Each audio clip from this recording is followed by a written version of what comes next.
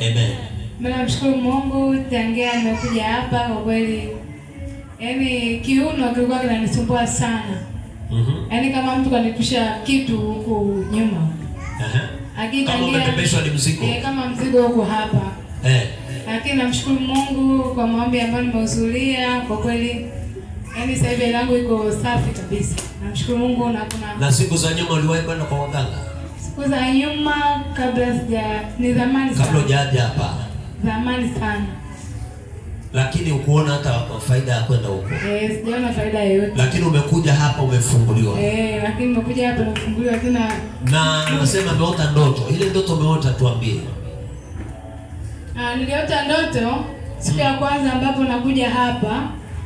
Nikawa nimelala usiku, nikaota kuna vitu ambavyo natolewa katika sehemu zangu za siri na kuoneshwa. Kwamba naoneshwa vitu ambavyo natoa. Ilikuwa ni vitu vya aina gani? Yaani kama vile ni wadudu kama vile funza yani wadogo wadogo sana. Kwa nikawa natolewa, yani kama kuna mtu anatoa lakini wapo wengi.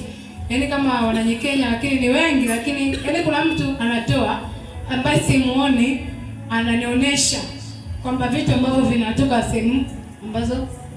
Unakumbuka mapepo yanasema tumemfunga asizae. Ina maana ule uchawi uliokuwepo kwenye kizazi ndio ulikuwa unatolewa. Hawataki kusema amina.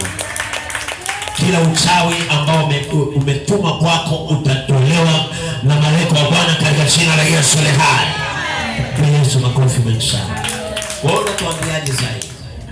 Mimi kwa haya naendelea, naona kwamba mambo yanaenda kuwa mazuri zaidi na zaidi. Mambo yanaenda kuwa mazuri zaidi. Mambo ni faya ukweli. Shukuru Mungu.